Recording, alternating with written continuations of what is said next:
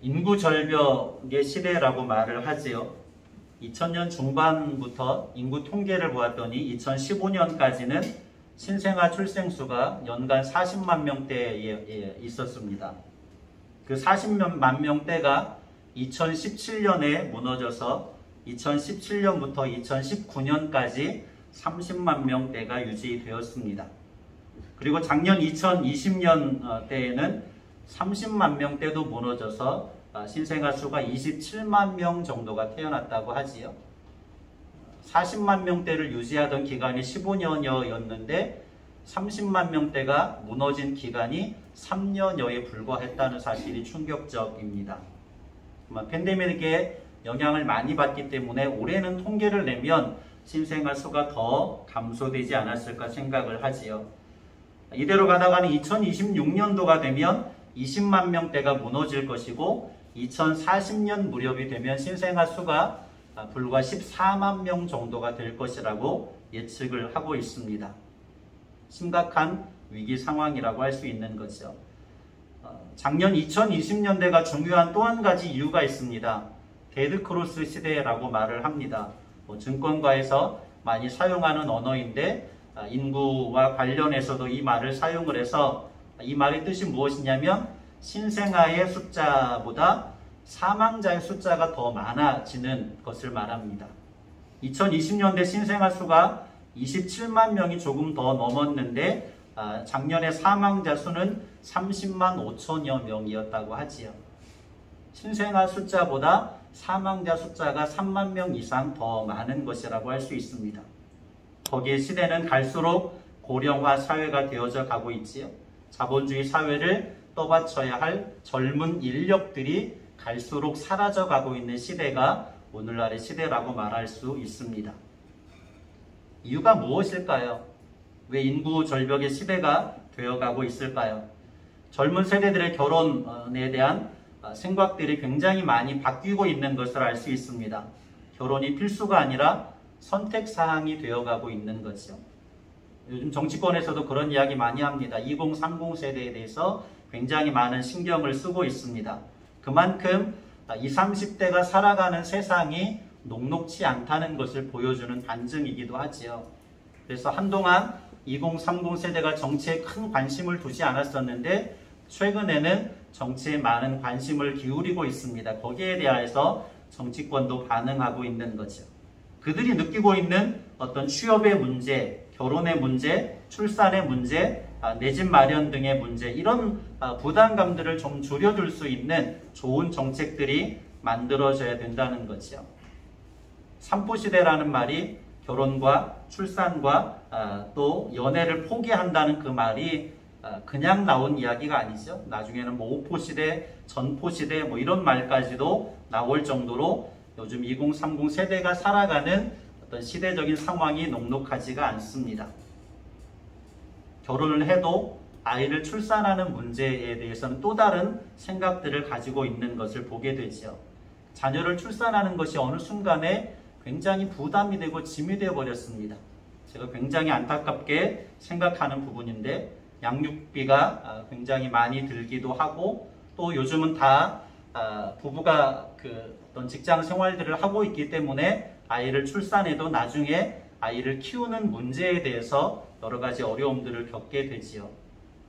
부부 중에 한쪽은 직장 생활을 일정 기간 포기해야 되는데 그것이 쉽지 않은 상황들을 발생시키기도 합니다.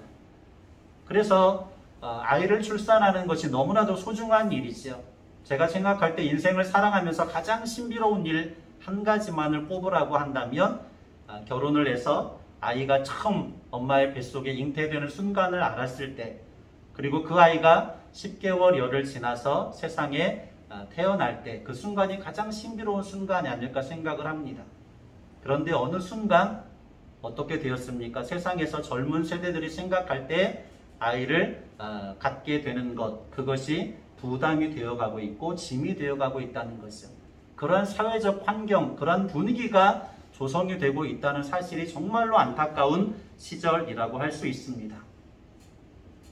그러나 아이를 잉태하게 되고 아이가 10개월여가 지나서 태어나서 어떤 부부의 분신으로 그 아이가 짓는 표정이라든지 모든 몸짓들이 얼마나 신비로운지를 우리의 자녀들이 알아야 될 것이고 젊은 세대들이 알아야 되는 것이 하나님의 창조의 자연스러운 질서라고 할 수 있을 것입니다. 오늘 신영이와 지훈이밖에 없는데 우리 목양교에 속한 우리 모든 자녀 세대들은 믿음의 배우자들을 만나서 아름다운 가정을 이루고 2명 이상 아이들을 출산하여서 아이들이 자라는 그 생명의 기쁨을 흠뻑 맛볼 수 있는 우리 목양교회 공동체가 될 수 있으시기를 예수님의 이름으로 간절히 축복합니다. 뭐의 내용들 보시면서 본문 말씀으로 들어갑니다. 오늘 본문 말씀은 고린도 교회 성도들이 바울에게 직접적으로 이러이러한 문제가 있는데 이 문제에 대해서 답을 주십시오 해서 거기에 대해서 답변하는 내용들이라고 할 수 있습니다. 특히 이제 7장에서는 결혼과 이혼의 문제, 부부관계의 문제, 처녀가 결혼을 하는 문제, 혼자 사는 남자나 여자가 결혼을 해야 되는 여러 가지 문제, 이런 질문들에 대한 답변을 주고 있는 성경 말씀이 고린도전서 7장의 말씀입니다. 이런 질문들이 약이 될 수밖에 없는 고린도라고 하는 도시의 상황적 배경을 알아야 하지요. 지난번에도 한번 말씀드렸듯이 고린도는 헬라 문화와 사상의 영향을 받은 그러한 도시입니다. 헬라 문화와 사상의 배경 중에 하나가 무엇이냐면 이원론입니다. 무슨 말이냐면 육체는 추하고 악하지만 영혼은 순수하다는 거죠. 물질은 추하고 악하지만 영적인 것들은 선하고 순수하다는 것입니다. 그래서 두 가지로 구별을 한다는 이야기입니다. 이러한 배경이 그 고린도 사회의 두 가지 극단의 사람들을 만들어내게 되었습니다. 하나는 앞서 나눴던 적이 있는 것처럼 성적인 방종에 빠지는 사람들이 있었습니다. 성적인 방종에 빠지는 사람들은 왜 생겨나느냐면 어차피 육신은 추한 것 아니냐, 추하고 악한 것이고 결국에 죽으면 사라져버릴 것인데 간음을 행하는 것이, 종교적인 매춘을 행하는 것이 무슨 문제가 되겠느냐, 결국에 육체는 죽으면 사라져버릴 것이 아니냐라고 하면서 육체적인 방종에 빠지는 사람들이 있었습니다. 간음과 음행에 대하여서 죄의식을 갖지 않았던 것이지요. 그리고 결혼이라고 하는 신성한 의무에 대해서도 그 의무를 저버리기가 일쑤였습니다. 그 반대 세력은 어떤 사람들이겠습니까? 영혼의 순수성을 보존하기 위해서는 육체적으로도 금욕해야 된다라고 주장하는 사람들이었습니다. 극단적 금욕 생활을 주장하는 거죠. 정상적인 결혼 관계를 유지하고 있는 부부 관계에 있어서도 성적인 생활에 대한 극단적인 금욕을 주장하는 사람들이 고린도 사회에 있었고 또 그 영향을 받은 고린도 교회 안에도 있었던 것입니다. 이 두 번째 문제에 대해서 사도 바울이 답변하는 내용이 1절에서 7절까지 나와 있는 말씀입니다. 정상적인 결혼 관계에 있는 부부인데 남편이든 아내든 어느 한편이 극단적인 금욕 생활을 주장하는 것이지요. 그것이 어떤 결과를 초래하게 됩니까? 어느 한편이 음행을 저지르게 되는 빌미를 제공하게 되는 일들이 고린도 교회 안에도 발생하고 있었다는 것입니다. 여기에 대해서 사도 바울이 무엇이라고 답변하는 것입니까?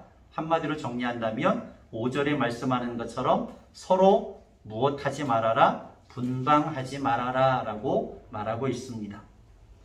어떤 기도하기 위해서 특별한 기도의 시간을 정하였다고 하면 그 기도의 시간 동안에는 분방을 할 수 있지만 그 기간이 지나면 다시 합하는 것이 맞다라고 이야기하죠. 남편은 남편으로서 아내에 대한 의무를 다해야 하고 아내는 아내로서 남편에 대한 의무를 다해야 될 것을 가르칩니다. 4절에서는 무엇이라고까지 이야기합니까? 남편의 몸은 남편의 것이 아니고 아내의 것이라고 이야기하죠.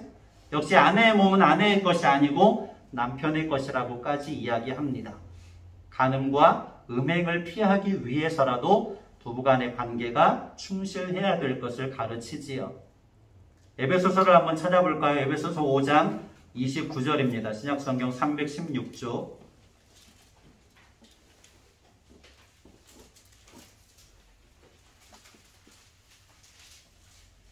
에베소서 5장 29절입니다.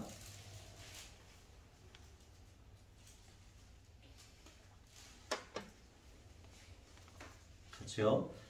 누구든지 언제나 자기 육체를 미워하지 않고 오직 양육하여 보호하기를 그리스도께서 교회에게 함과 같이 하나니. 무엇을 가르칩니까? 부부관계의 신성함을 가르칩니다. 에베소 5장 후반부에는 다 부부관계의 신성함을 가르쳐주고 있는 말씀이지요. 이어지는 31절의 말씀은 창세기 2장 24절을 인용하는 말씀인데, 사람이 그 부모를 떠나 그의 아내와 합하여 그 둘이 한 육체가 될지니 라고 말씀합니다. 부부는 결국 한 몸이고, 어느 한 몸이든지 자기 육체를 음행과 방종에 내주는 것은 결국에 어떤 결과를 낳는 것입니까? 자기 육체를 미워하게 되는 결과를 낳는 것이고, 오직 자기의 몸을 양육하며 보호하라고 하는 주님의 명령을 거역하는 것이 된다는 것이지요.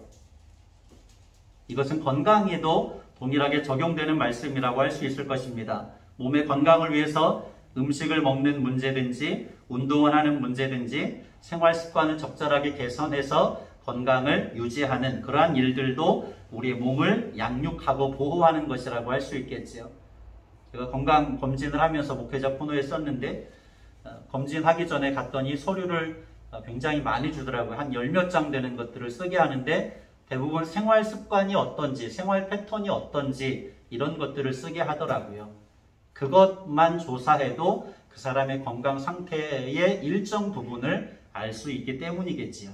그만큼 생활 습관이 중요하고 음식을 먹는 여러 가지 습관들이 중요하다, 건강에 중요하다라고 하는 것을 알 수 있는데, 에베소서의 말씀은 우리의 육체를 양육하고 보호하는 것은 어떤 부부관계뿐만 아니라 건강을 잘 관리하는 것에도 포함이 될 수 있음을 알 수 있습니다.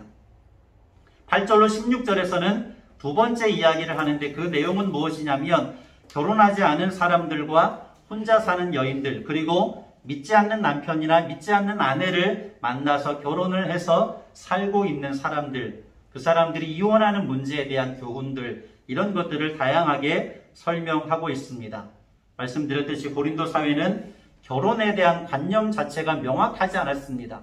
그 당시의 문화였고 습관들, 생활 습관들이었다라고 할 수 있죠. 그래서 결혼하는 것이 마치 어리석은 것처럼 보여질 만큼의 문화적인 생각들을 가지고 있었던 사회가 고린도 사회였습니다. 이런 사회 문화의 배경들이 고린도 교회 성도들을 여러 가지 혼란에 빠뜨리게 된 거죠. 교회 안에 들어와서 말씀을 듣고 배웠을 때에 실제 삶의 현장 속에서 드러나는 사회적인 여러 환경들과 교회 안에서 배우는 여러 가지 것들이 충돌하는 문화적인 충격들, 이런 것을 경험하게 된 것입니다. 그런 혼란스러운 것들에 대해서 사도 바울에게 질문하고 있고 바울이 답변하고 있는 거죠. 바울은 그들에게 교훈합니다. 결혼하지 않은 자들에게는 절제만 할 수 있다면 혼자 사는 것도 좋다 이야기합니다. 그렇지만 절제할 수 없다면 결혼을 하는 것이 좋다라고 말하죠. 정욕이 불타는 것보다 결혼하는 것이 낫다고 이야기합니다. 믿지 않는 남편과 믿지 않는 아내와 결혼한 상태에 있는 사람들에 대해서는 무엇이라고 이야기합니까? 한마디로 정리하면 이혼하면 안 된다, 이혼하지 말아라 라고 말하죠. 10절 후반절에 여자는 남편에게서 갈라서지 말 것을 가르치고 있고, 11절 후반절에도 남편도 아내를 버리지 말아라 라고 이야기하죠. 혹시 갈라섰다면 혼자 살든지 다시 그 상대 배우자와 합하든지 그렇게 하라 가르치는 것이지요. 믿지 않는 남편이든 아내든 이혼을 원치 않고 함께 살기를 원한다면 이혼하지 말라고 하는 교훈입니다. 그리고 14절의 말씀과 같이 믿는 남편과 믿는 아내가 믿지 않는 아내와 믿지 않는 남편에게 어떤 영향을 끼칠 것을 권면합니까? 거룩한 영향을 끼칠 것을 권면합니다.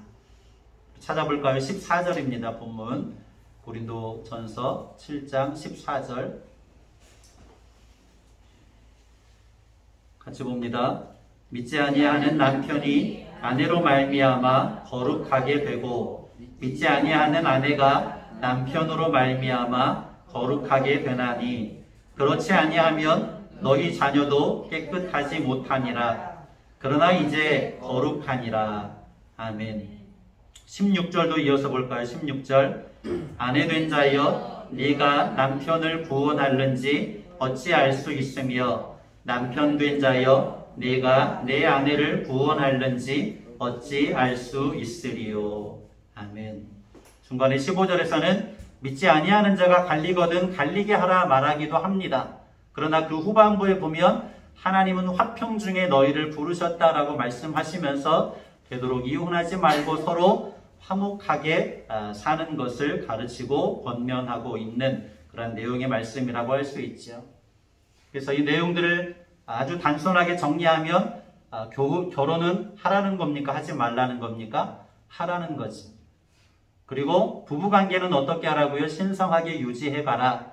이혼은 하라 하지 말라? 하지 말아라. 이것이 단순하게 주는 교훈입니다.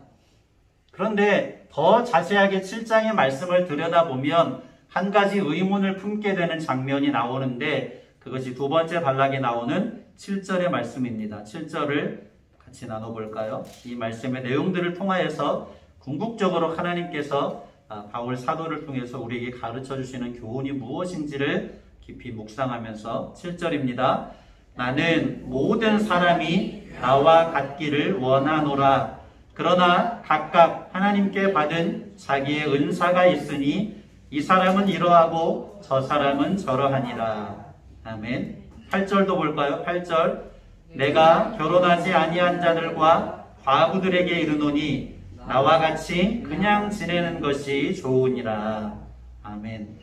38절도 찾아가 봅니다. 38절, 7절, 8절, 38절에 담겨있는 뉘앙스가 어떤 것인지를 살펴보면서 38절. 그러므로 결혼하는 자도 잘하거니와 결혼하지 아니하는 자는 더 잘하는 것이니라. 아멘.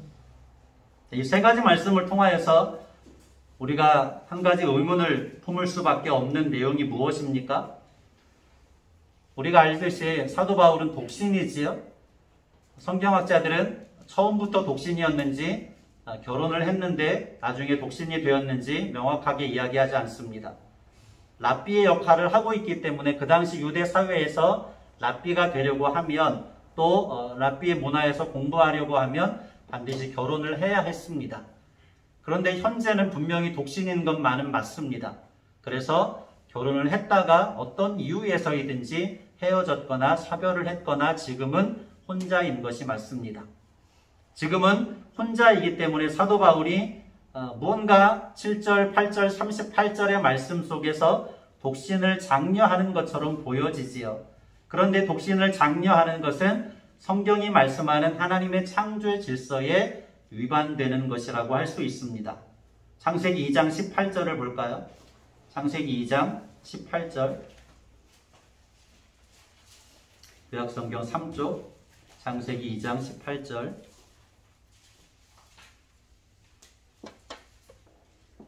같이요. 여호와 하나님이 이르시되 사람이 혼자 사는 것이 좋지 아니하니 내가 그를 위하여 돕는 배필을 지으리라 하시니라. 아멘. 사람이 혼자 사는 것이 좋지 않대요. 24절에는 무엇이라고 이야기합니까? 이러므로 남자가 부모를 떠나 그의 아내와 합하여 한 몸을 이룰지로다. 아멘. 무엇을 말씀하는 내용입니까? 결혼은 하나님께서 정하신 질서, 자연스러운 질서라는 것이지요. 그런데 오늘 본문 말씀에서 바울 사도는 유독이 7절 말씀, 8절 말씀, 그리고 38절의 말씀에 독신을 장려하는 것처럼 그런 뉘앙스가 느껴지게 이야기합니다. 7절에 나와 같기를 원한다. 8절에 나와 같이 그냥 지내는 것이 좋다. 결혼을 안 하는 것이 더 잘하는 것이다 라고 하는 이야기들을 하고 있습니다. 독신을 장려하기 위해서 이 말을 하고 있는 것일까요? 그런데 바울 역시도 에베소서의 말씀에 보면 결혼하는 것이 하나님의 창조의 질서라는 사실을 분명하게 가르쳤습니다. 에베소서 5장 31절을 찾아가 보지요.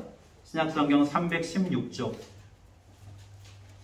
하나님의 창조의 질서를 가르쳤고 오늘 본문 7장에서는 혼자 사는 것이 좋은 것처럼 유익한 것처럼 이야기하고 있는 거기에서 오는 차이가 어디에서 발생을 하고 있는 것일까요? 에베소서 5장 31절 시작. 그러므로 사람이 부모를 떠나 그의 아내와 합하여 그 둘이 한 육체가 될지니. 아멘. 결혼을 하는 것을 부정하지 않지요. 하나님의 질서를 부정하지 않습니다. 그것이 자연스러운 것이라는 사실을 분명하게 가르치고 있습니다. 그런데 왜 오늘 본문 말씀에서는 7절과 8절과 8절에 말씀하듯이 결혼을 하지 않는 것, 독신으로 사는 것이 좋은 것처럼, 장려하는 것처럼 느껴지게 말하고 있을까요? 이 질문에 대한 해답이 26절의 말씀에 나와 있습니다. 26절을 볼까요? 26절 본문 고린도전서 7장 26절. 내 생각에는 이것이 좋으니 곧 임박한 환난으로 말미암아 사람이 그냥 지내는 것이 좋으니라. 다시 한번 읽어볼까요? 내 생각에는 이것이 좋으니 곧 임박한 환난으로 말미암아 사람이 그냥 지내는 것이 좋으니라. 아멘. 고린도 지역에 임박한 환난이 있었습니다. 여기서 임박한 환난이 무엇인지에 대하여서 성경학자들은 주로 두 가지로 의견을 제시하지요. 하나는 예수님의 재림이 임박했다는 것입니다. 예수님의 재림하시는 마지막 때가 임박했기 때문에 심판 때에 이루어질 여러 가지 환난에 대해서 이야기하는 것이고, 환난의 때를 앞두고 흐트러짐이 없이 주님만을 섬기기 위해서 지금 현재 결혼을 하지 않은 상태라고 하면 굳이 결혼을 하지 않는 것이 나을 수 있는 것이다. 이런 측면에서 이야기하고 있다라고 주장하는 성경학자들이 있습니다. 또 한 가지의 측면은 그리스 지역에 아주 강력한 기근이 있었다라고 하는 것이요. 역사적으로도 바울 사도가 지금 고린도 전서를 쓸 당시에 그리스 지역에 기근이 있었다는 사실이 밝혀지고 있다고 하지요. 그래서 강력한 기근으로 어려움을 겪고 있는 상황 속에서 굳이 결혼을 하려고 하지 말고 혼자 지내는 것도 괜찮을 것이다. 결혼을 하지 말라는 것이 아니라 유예하자는 거죠. 약혼을 하고 있으면 어떤 일정 기간이 되면 결혼을 해야 되는데, 그 약혼을 하고 있는데 지금 당장의 상황이 강력한 기근으로 말미암아서 환난의 시간이기 때문에, 어려움을 겪고 있는 기간이기 때문에 당장 결혼을 하려고 하지 말고 좀 시간을 늦추어서 유예하는 것도 좋지 않겠느냐, 이런 측면에서 이야기하고 있다는 것이지요. 두 가지 상황에 대해서 다 이야기합니다. 그러나 제가 가지고 있는 그 여러 자료들에 의하면 두 번째 측면에서의 말하는 부분이 더 설득력을 얻고 있다라고 이야기하고 있습니다. 그 당시에 그리스 지역에 강력한 기근이 있었고, 그러한 어려움들 때문에 고린도 교회가 큰 환난을 겪고 있어서 당장에 결혼을 하는 것을 장려하는 것보다 혼란스러워하고 있는 고린도 교회 성도들에게 당장 결혼을 하는 것도 좋지만 그렇지 않은 것도 괜찮다. 독신으로 사는 것도, 그것을 좀 유예하는 것도 괜찮다라고 하는 측면에서 가르치고 있다는 것이지요.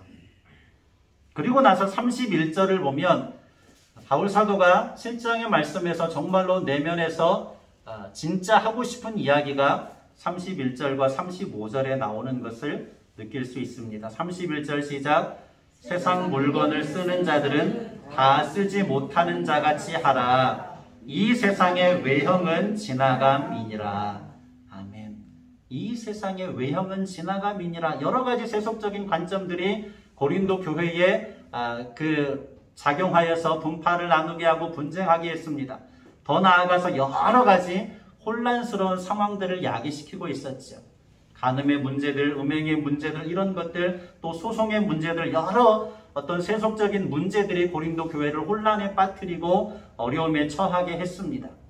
그런 상황 속에 있는 성도들에게 바울 사도가 진실로 말하려고 하는 것은 이 세상의 외형적인 것들은 다 지나갈 것이다. 그러니 너희들의 세속적인 관점에 지나치게 집착하여서 그것에 모든 에너지를 다 낭비해 버리지 말고 영적인 것에, 하나님 나라에 관한 것에, 주님을 섬기는 것에 더 집중했으면 좋겠다. 이런 부분들을 사도 바울은 가르치기를 원했습니다. 그 중심의 말씀이 35절에 구체화되고 있습니다. 35절 시작. 내가 이것을 말함은 너희의 유익을 위함이요 너희에게 올무를 놓으려 함이 아니니 오직 너희로 하여금 이치에 합당하게 하여 흐트러짐이 없이 주를 섬기게 하려 함이라. 다시 한번 읽을까요? 내가 이것을 말함은 너희의 유익을 위함이요 너희에게 올무를 놓으려 함이 아니니 오직 너희로 하여금 이치에 합당하게 하여 흐트러짐이 없이 주를 섬기게 하려 함이라. 아멘. 이 말씀 속에 바울 사도가 고린도 교회를 향하여서 여러 가지 질문들을 하고 있는 고린도 교회 성도들을 향하여서 말하고 싶은 중심 주제가 담겨 있다고 생각합니다. 이치에 합당하게 하여 흐트러짐이 없이 주님을 섬기는 자들이 되어라. 결혼을 하는 것이 좋습니다. 그러나 바울 자신처럼 결혼을 안 하는 것도 괜찮습니다. 이혼을 하지 말아야 합니다. 그러나 이미 이혼을 했거나 혼자 살게 되었다면 그냥 혼자 사는 것도 괜찮습니다. 육신의 정욕을 감당할 수 없다고 하면 헤어진 남편과 헤어진 아내와 다시 결합하는 것이 좋습니다. 이러한 이야기들을 사도 바울은 하고 있습니다. 그런데 이 모든 것들을 종합해서 말하려고 하는 것은 나는 당신들이 흐트러짐이 없이 주님을 섬겼으면 좋겠습니다. 세상적인 일들 때문에 서로 지지고 볶다가 주님을 섬기는 일이 소외되지 않았으면 좋겠습니다. 우리가 주님 앞에 갈 날이 멀지 않았는데, 주님이 오실 날이 멀지 않았는데, 이 세상의 외형은 곧 지나갈 것인데 주님 앞에 서게 될 그때를 우리가 준비해야 되지 않겠습니까? 너무 지나치게 세속적인 것들에, 외형적인 것들에 치우치지 말고 중심을 다하여서 주님을 섬기는 일에 흐트러짐이 없었으면 좋겠습니다. 이런 이야기들을 바울 사도는 고린도 교회를 향하여 들려주기를 원하고 있습니다. 이 7장의 말씀을 어떻게 설교해야 될까 굉장히 고민이 많이 되었습니다. 여러 가지 다루고 있는 주제들도 많고 이것들을 한목에 요약하는 부분도 어려움이 있었습니다. 고린도라고 하는 도시 자체가, 사회 자체가 굉장히 혼란스러웠던 것만큼 오늘날의 시대 역시도 혼란스럽지요. 그래서 이 고린도 시대의 혼란스러움과 오늘날의 시대의 혼란스러움이 일치되는 부분들을 발견할 수 있었습니다. 그것이 오늘날의 인구 절벽의 시대이고 산포 시대를 말할 만큼 결혼하기를 꺼려하고 아이들 출산하기를 꺼려하는 상황들, 외적인 그런 상황들에 치우쳐서 우리 자녀들이 교회를 떠나고 있는 상황들을 바라보게 되었습니다.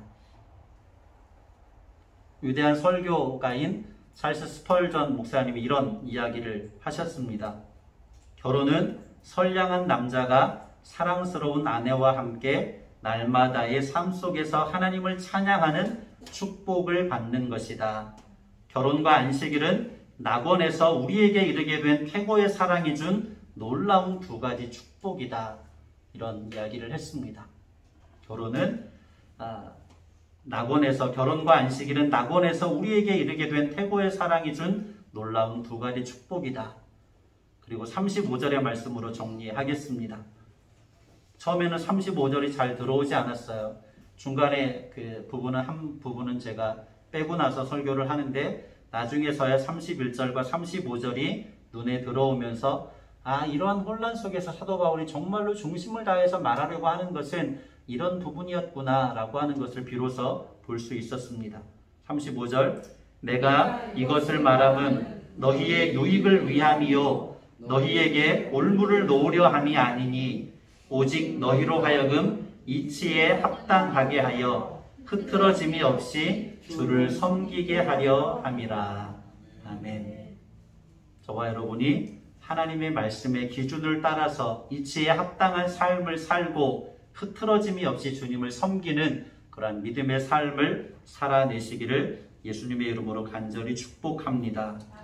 그리고 고린도 사회만큼이나 혼란스러운 오늘의 시대 속에서 우리의 자녀들이, 젊은 청년들이 가정을 이루기를 꺼려하고 있는 오늘의 시대 속에서 우리 목양교에 속한 모든 믿음의 자녀들은 아름다운 가정을 이루게 되고 하나님께서 주시는 새 생명의 기쁨을 흠뻑 맛보아 누릴 수 있는 믿음의 자녀들로 성숙될 수 있으시기를 다시 한번 간절한 마음으로 축복합니다. 존귀하신 아버지 하나님,